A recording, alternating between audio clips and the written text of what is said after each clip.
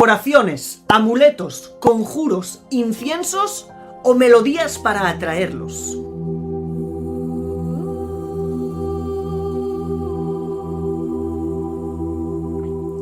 Todos intentan poner a los ángeles a su servicio, pero ni siquiera saben lo que realmente son. Unos los imaginan así, otros así, otros así. Pero la verdad es que no se parecen a nada de lo que te hayan dicho, ni a nada de lo que te puedas imaginar. Los ángeles sí que existen, pero no son lo que pensamos. Desde hace más de 2000 años las religiones nos han hablado de ellos. Otros lo han hecho desde la mística o las artes esotéricas. Otros desde el arte y también desde la música. Pero cuanto más se ha hablado de estos seres, más nos hemos alejado de su verdadero significado. Hoy vamos a intentar conocer realmente qué son estos seres misteriosos que son parte de nuestras religiones, sociedades y culturas ya hace más de 2500 años, con el propósito de llegar a lo que veremos al final del video: cómo gobernar sobre ellos. Atención, este contenido puede abrirte una perspectiva innovadora de lo que son los ángeles y cómo hacer que trabajen a tu favor. Este video lo vamos a dividir en 4 partes para que lo puedas comprender mejor. En la primera parte del video veremos qué significa la palabra ángel, cuál es su etimología. En la segunda parte veremos cuáles son las funciones de un ángel.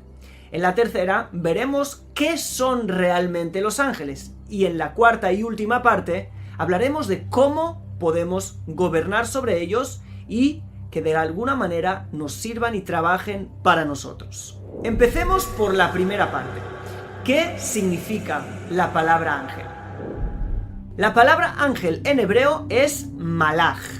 Malaj se suele traducir como enviado. De hecho, los enviados, incluso humanos, que iban a dar recados, ¿sí?, a otros lugares, a otras personas, son llamados en la Torá y en la Biblia malajim, ángeles. No solamente los seres espirituales son ángeles, sino también enviados seres humanos son ángeles. La palabra malaj viene de melajá, que significa trabajo servil. Igual que en Shabbat, el día de reposo, que está prohibido hacer melajá, ¿sí?, un trabajo servil. Pues la palabra malaj y melajá, como puedes ver en pantalla, tienen muchísima relación, porque el malaj es el que está haciendo un servicio para alguien. Y hablando de servicio, pasemos a la segunda parte: las funciones de los ángeles. En la Biblia vemos que los ángeles son enviados para diferentes cosas. Por ejemplo, anunciar buenas nuevas. En el libro del Génesis encontramos que un ángel le anunció a Agar el nacimiento de Ismael, ¿sí?, su hijo. También el nacimiento de Isaac, fue anunciado por un ángel.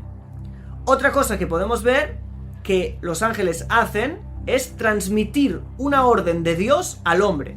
Por ejemplo, el orden de Dios a Abraham de no sacrificar a su hijo, o a Jacob, para volver a la tierra de Israel, a Moisés para sacar el pueblo de Egipto, a Josué para dar vueltas a las murallas de Jericó, ¿sí?, Jericó, etcétera, etcétera, etcétera. Los ángeles venían para dar una orden divina a las personas, un mensaje de orden divino. Otra función de los ángeles en el texto bíblico es cumplir con un decreto divino. Por ejemplo, cuidar la entrada del jardín del Edén, o destruir Sodoma y Gomorra, proteger al pueblo de Israel, por ejemplo en el Éxodo capítulo 14, 19, 20, etcétera, etcétera, etcétera. Ellos mismos eran los que cumplían con esa orden divina.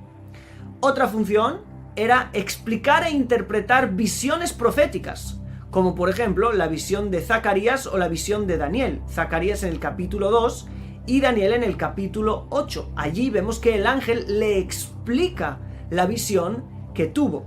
Dios le da la visión y manda a un ángel a explicarle a Daniel o a Zacarías esa visión. En el libro de Daniel, que definitivamente tiene un estilo diferente al resto de libros de la Biblia, por haber sido escrito en el exilio de Babilonia y en una época muy distinta, vemos que los ángeles son mucho más relevantes de lo que pensábamos.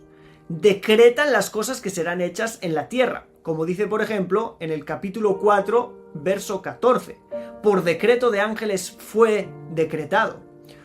También son recordados en el libro de Daniel los sarim, ministros espirituales que cada nación tiene. Por ejemplo, en el capítulo 10, verso 13, vemos al ministro de Persia. ¿Sí? En el 10:20 el de Grecia y en el 10:21 el de Israel. Parece ser que el destino de las naciones depende de lo que ocurre arriba entre estos sarim, ministros espirituales. Otra cosa muy importante es que solo en el libro de Daniel los ángeles tienen nombres: Gabriel, Mijael, etc. Más adelante, los sabios del Talmud vieron a los ángeles como los responsables de todo el funcionamiento del mundo natural, hasta que afirmaron: cada hoja de hierba tiene su ángel, que se inclina sobre ella y le susurra: crece, crece. Es decir, que es como si todo tuviera su ángel, que es como su energía. Podríamos decir que también son las fuerzas responsables de la mecánica del mundo, según el Talmud. Todo funciona y fluye gracias a que hay estas inteligencias espirituales que las hacen funcionar. Serían como el programa informático del mundo, para decirlo de alguna manera. Vemos que desde el texto bíblico hasta los textos del Talmud se ha ido desarrollando cuáles son las funciones de los ángeles cada vez más. Tomando todo esto, el gran sabio medieval Maimónides, ¿sí?, el Rambam, Rabbi Moshe ben Maimón, resume las funciones de los ángeles en 3. Y te las dejo aquí para que te sea más fácil recordarlas. 1. Activar continuamente todo lo que se encuentra debajo del cielo, según las reglas de la naturaleza. 2. Hacer alguna acción específica según la voluntad de Dios. Cuando las fuerzas de la naturaleza se comportan de maneras extraordinarias por orden divino, entonces hay cambios gracias a estos ángeles que vienen y se revelan de alguna manera diferente a la naturaleza. Diferente del punto 1, que es como la mecánica natural, que es casi siempre la misma, ¿sí? Por eso es que es natural. Y 3, vienen a pasar información de Dios a los seres humanos. Y hasta aquí hemos entendido sus funciones. Pasemos a la próxima parte. ¿Qué son los ángeles? Podemos decir que los ángeles son las fuerzas que activan por voluntad divina todos los movimientos cósmicos, desde los movimientos cósmicos físicos hasta los metafísicos y espirituales. Estas fuerzas son vistas como conciencia, son como información, conceptos en los aires, son esencias que no tienen forma, pero son las esencias que van a causar las formas que vamos a poder palpar en nuestra realidad. Por ejemplo, hay quien nos dice que los ángeles son los poderes buenos, que de ellos se extendieron los buenos valores. Es decir, detrás de cada valor, como el altruismo o la humildad, que toma forma en nuestra realidad física de ciertas maneras, por ejemplo, dar caridad o hacer algo bueno a alguien, hay un poder en la misma esencia del valor. Este poder se relaciona con ángeles, conciencia pura, que de alguna manera está aquí entre nosotros. El gran rabino, Rabbi Abraham Yitzhak Cohen Kook, nos dice que los ángeles son fuerzas o poderes generales que fueron preparados desde el principio, según el consejo divino, para completar nuestra realidad. En otro lugar nos dice algo muy similar, que estos son enviados de la providencia divina, que es lo mismo, pues la providencia divina hace eso, justamente. Dirige al mundo hacia la plenitud. Es decir, que estos ángeles son esas fuerzas que están detrás de toda la creación, llevando al mundo a ese lugar donde tiene que llegar, ¿sí? Llevando al mundo a la plenitud. Es esa providencia que se revela en nuestro mundo, ¿sí? Estos son los ángeles. Es esa providencia que se revela en el mundo, en todo y detrás de todo. Detrás de cada concepto y detrás de cada cosa material o de cada fenómeno natural. Todo actúa bajo una misma dirección para llevar al mundo a la plenitud. Allí, en esas fuerzas, es que están los ángeles. En otra oportunidad nos dijo que los ángeles son los intermediarios de todas las acciones del Creador y de su voluntad en el mundo. De alguna manera es como si tomaran la voluntad del Creador y la trajeran aquí a este mundo, la hicieran real, la hicieran palpable, la hicieran visible. Así pues, podemos decir que los ángeles son esas fuerzas vitales detrás de todo en el mundo. Cuando prestamos atención y guardamos silencio, podremos sentir a toda la realidad avanzar hacia adelante. Los pájaros cantan y cortejan a sus hembras para continuar su especie. Los árboles crecen con pasión hacia arriba y los seres humanos tienden a evolucionar y desarrollarse y crecer con gran ímpetu. Toda nuestra realidad avanza gracias a esas fuerzas metafísicas, esas fuerzas de vida eterna que lo activan todo hacia la eternidad. Estas fuerzas son los ángeles de servicio. Al servicio del Creador están para que todo tenga funcionamiento. Así pues, estas fuerzas no tienen alas, ni ojos, ni formas, pero estas fuerzas se identifican, es decir, toman identidad para mostrarse a nosotros.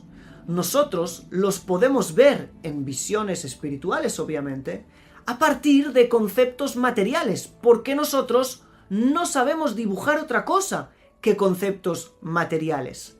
Pero ellos no lo son, ellos son solamente conciencia. El hecho de que en el texto bíblico un ángel tenga alas no es porque las tenga, sino que tener alas es un mensaje para el que tiene la visión del ángel. Las alas significan, por ejemplo, que este ángel vuela, no está pegado al suelo, no está pegado a lo material, a lo bajo, sino que es algo superior. Si tiene 6 alas, eso tiene otro mensaje para el profeta, y si tiene ojos en las alas, eso también tiene un mensaje. Eso nos estaría hablando quizás de la supervisión y la providencia divina para con el mundo, que a través de esas fuerzas controla y domina todo. Si los ángeles son las fuerzas detrás de todo y en sus alas hay ojos, significa que detrás de todo hay ojos divinos que están supervisando cada cosa, cada instante y cada situación. Los sabios de la Kabbalah nos hablaron en un lenguaje muy comprensible y aplicable, y gracias a lo que nos revelaron vamos a poder llegar mejor y más preparados a la cuarta parte, cómo gobernar sobre ellos. Pero antes, leamos lo que nos dijo Rabbi Abraham Azulay, nacido en 1570 y que murió en 1643. Escribió un libro llamado Gesed le Abraham, y allí escribió lo siguiente: los ángeles son canales de la voluntad suprema que se viste en ellos e ilumina a través de ellos la luz que está lejana a su fuente. Déjame explicarte esto un poco mejor. Digamos que hay una voluntad divina general para con el mundo. Dios quiere hacer bien al mundo. Y para que este bien y esta bondad pueda llegar a cada detalle, necesita ramificar su voluntad en muchas voluntades pequeñas. Esto es lo mismo como si, por ejemplo, alguien quiere construir una casa. La construcción de la casa es la voluntad general, pero después tiene que haber voluntades, digamos, particulares, ¿sí?, que se ramifican de la voluntad general, que va a tener que, de alguna manera, ramificar. Por ejemplo, va a tener que haber una voluntad de comprar los materiales de la manera más eficaz.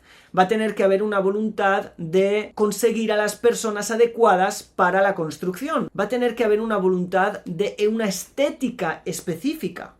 Si yo quiero llegar a la voluntad general, hay para esa voluntad muchas voluntades que se ramifican, de ellas son voluntades particulares. Estas diferentes ramificaciones de la voluntad general divina para con el mundo son, en el lenguaje de la Kabbalah, los malajim, los ángeles. Así pues que podemos resumir que un ángel representa un aspecto de la voluntad de Dios para con su mundo. Incluso los ángeles malos, como por ejemplo el Satán, no es más que una revelación de la voluntad de Dios de que haya obstáculo y oposición para el bien en el mundo. ¿Y por qué Dios querría eso? Porque si no hay oscuridad, tampoco puede brillar la luz. Y no podemos hablar ahora demasiado acerca del mal y de su función. Pero créeme, tiene una función. Si no, Dios no lo hubiera puesto ahí. Y como es voluntad de Dios que haya obstáculo para el bien, el Satán no es más que una expresión de la voluntad de Dios de que haya una fuerza negativa que se opone a las fuerzas del bien. Habiendo entendido y comprendido que los ángeles son ramificaciones de la voluntad de Dios, entendamos pues y lleguemos a la parte más importante: cómo gobernar sobre los ángeles. Es sabido por las historias que nos han contado que los sabios de la Kabbalah sabían gobernar sobre los fenómenos naturales, podían cambiar los fenómenos de la naturaleza, lo que se conoce como los milagros. Desde los días de los profetas esto es así. Según lo que hemos explicado arriba, que los ángeles son como las fuerzas que hay detrás de la mecánica natural, ¿sí? Y que también pueden venir para hacer cambios en esa mecánica. Ahora podemos entender que esos cambios de la naturaleza venían porque de alguna manera ellos conseguían gobernar sobre los ángeles. Según la Kabbalah, nosotros sabemos que las almas de los justos están en una posición superior a los ángeles. El ser humano fue creado para que tenga gobierno sobre los ángeles. Y este es su finalidad. Como dijeron los sabios en el Talmud de Jerusalén, en el Tratado de Shabbat, en el futuro los justos tendrán su lugar más allá de los ángeles. Es decir, que nos enseña Rabbi Nachman de Breslev que el fin de todo ser es el gobierno sobre los ángeles, es decir, el gobierno sobre todos los poderes y las fuerzas de este mundo. Pero pensemos un poquito más en esto. Estar en gobierno sobre los ángeles. Si hemos dicho que los ángeles son ramificaciones de la voluntad de Dios, significa que uno tiene que estar en gobierno sobre la voluntad de Dios. ¿Cómo podríamos hacer algo así? Y aquí viene el misterio. Los sabios de Israel nos enseñaron en el tratado de Pirkei Avot lo siguiente: Aseh retzono kirtzoncha, kedei sheyaseh retzoncha kirtzono. Es decir, haz tu voluntad como su voluntad, para que Él haga su voluntad como tu voluntad. No es un trabalenguas, es un profundo misterio. Lo que nos están queriendo decir los sabios es que hay dos pasos. Primero, uno hace su voluntad como la voluntad divina. Cuando uno está tan apegado a la voluntad divina, que su voluntad es la voluntad divina, ahora el Creador le da como independencia, prioridad. Cuando el Creador sabe que todo lo que esta persona quiere es hacer la voluntad divina, cuando esta persona también tiene una voluntad, de repente el Creador hace su voluntad. Es lo que nos dijeron los sabios en el Talmud. Tzadik gozer, el justo decreta, ve'akadosh baruchu mekayem. Y el santo bendito sea, cumple. Esto basados en un versículo en el libro de Job, donde dice: determinarás a sí mismo una cosa y te será firme. Tú lo determinas y ocurre. El santo bendito sea hace que esto ocurra en la realidad. Muchos quieren que eso ocurra, pero se olvidan de la primera parte. Queremos que el Creador haga nuestra voluntad, sí, pero solo si antes tú estás dispuesto a anular tu voluntad para que ésta se convierta en la voluntad divina, a pegar tu voluntad con su voluntad. Luego pasarás al nivel del patriarca Abraham. De Noé fue escrito que era justo y caminaba con Dios. Pero de Abraham fue dicho que se integró y camina delante de mí. No camina con, camina delante. Cuando alguien camina delante de otro, es como si le estuviera marcando el camino. Ese es el nivel de Abraham. Noah caminaba con Dios, juntos, pero Abraham le marcaba el camino a Dios. Es ese nivel del que estamos hablando. El nivel en que Abraham está tan apegado a la voluntad de Dios, que ahora es él que, de alguna manera, quiere y el santo bendito sea cumple con su deseo. Pero esto es tan profundo en realidad, porque en verdad no hay tanta diferencia entre la voluntad de Abraham y la de Dios. De hecho, no hay ninguna diferencia en estos aspectos tal como lo hemos contado. Y ahora quiero leerte la continuación de las palabras de Rabbi Nachman de Breslav que te leí antes para revelar este secreto. Y dice, y cada uno tiene que ver por sí mismo cómo puede llegar a este objetivo, a este fin, que tenga gobierno sobre los ángeles. Pero tiene que cuidarse mucho para mantener ese lugar, pues los ángeles celan mucho a los justos que tienen gobierno sobre ellos. Envidian mucho a los justos. Y para ello, el consejo para poder mantenerse en este nivel, y ahora presta atención, es ligarse a sí mismo con las almas de Israel. Y más dice, y ligarse a la raíz de las almas que están grabadas bajo el trono de gloria. Revelemos qué significa y ligarse a la raíz de las almas que están grabadas bajo el trono de gloria. ¿Qué es el trono de gloria? El trono de gloria es como el lugar donde Dios se sienta para gobernar sobre su mundo. Podemos decir que las almas que están grabadas en el trono de gloria son aquellas almas a través de las cuales el Creador gobierna sobre su mundo, ¿sí? Igual que el trono.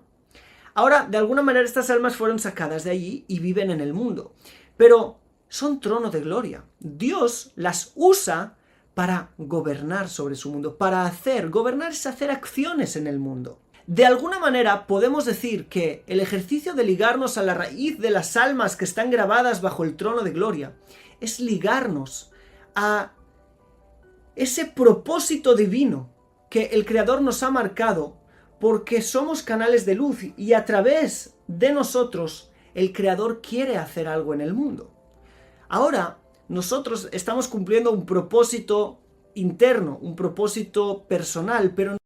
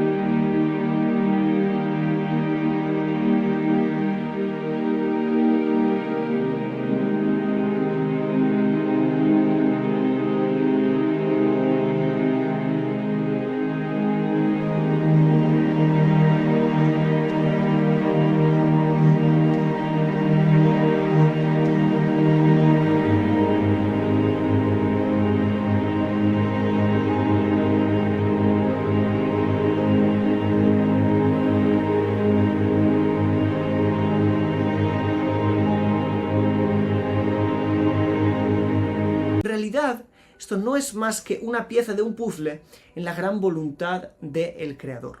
Expliquemos qué es ligarse a la raíz del alma. Ligarse a la raíz del alma es ligarse a la voluntad divina con la que viniste al mundo. ¿Sí? Dijimos que el trono de gloria es esa voluntad divina que lo que Dios quiere hacer con su mundo. Las almas que vienen de allí, en verdad, vienen a hacer la voluntad divina en el mundo. La raíz de mi alma es la voluntad divina con la que yo he venido al mundo. Cuando yo me ligo a la raíz de mi alma, que viene a expresar la voluntad divina en el mundo, pero una voluntad personal para mí, lo que el Creador quiere que yo haga, mi propósito de vida aquí en este mundo, pero no un propósito mío, sino un propósito del Creador en mí. Y toda mi vida yo estoy entregado para hacerlo. Quiere decir que hago mi voluntad, es lo que yo quiero, hacer su voluntad, pero no hacer su voluntad en general, como cumplir esto o cumplir lo otro, no, sino la personal, lo que Él quiere de mí, mi propósito de vida. Yo estoy entregado a ese propósito que es incluso superior a mí, más grande que yo. Vivo por un motivo superior al mío, personal. Ahora, lo que estoy haciendo es hacer mi voluntad como su voluntad. Y este es el secreto que nos revelaron. Ahora, a partir de que tú hayas ingresado en este camino de querer hacer su voluntad todo el tiempo, esa voluntad que Él tiene para contigo personalmente, ese propósito de vida, lo que tienes que hacer aquí en el mundo, ahora Él hará su voluntad como la tuya. Tú caminarás en este camino y las cosas que tú quieras y desees, porque sabes que son parte de cumplir esa voluntad, Él lo va a hacer. Él te va a ayudar. Él va a hacer su voluntad como la tuya. Y en ese momento es que los ángeles, que son las ramificaciones de la voluntad divina en el mundo, van a estar a tu servicio. Por eso es que los grandes justos, que sabían que parte de su propósito era ayudar, sanar, hacer por los demás, entregarse, enseñarle a los demás la providencia divina, y de repente sentían que hay alguien que tiene que ser ayudado, alguien que tiene que ser curado.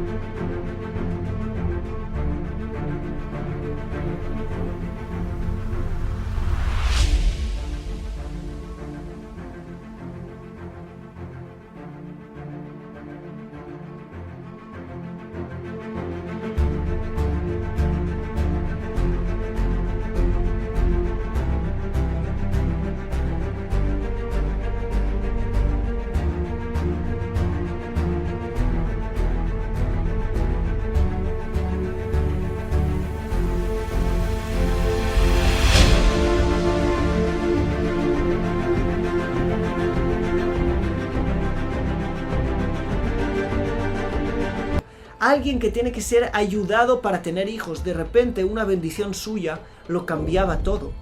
Porque aunque de repente se estaba revelando una voluntad en el mundo que no le permitía tener hijos o le permitía estar enfermo, ahora llegaba él y tenía esa voluntad, y el Creador hacía su voluntad como su voluntad, si es un juego de palabras, y de repente las cosas ocurrían. De esta manera es que los ángeles y todas las fuerzas del mundo se ponen a los pies de los justos para hacer su voluntad. Y ahora sí, tienes una puerta, tienes el comienzo de un camino de cómo poder llegar a gobernar sobre ellos. ¿Para qué? Para que se cumpla la voluntad superior a través de tu voluntad inferior. Y sin más, me encantaría que me dejaras en los comentarios qué es lo que más te ha sorprendido y ha sido nuevo para ti de este video. Y que me dejes like, que sabes que nos ayuda muchísimo, te suscribas si no lo has hecho aún, y nos vemos en el próximo video. Y por cierto, te dejo aquí un video que te va a encantar. Y luego puedes probar este otro. Nos vemos, shalom.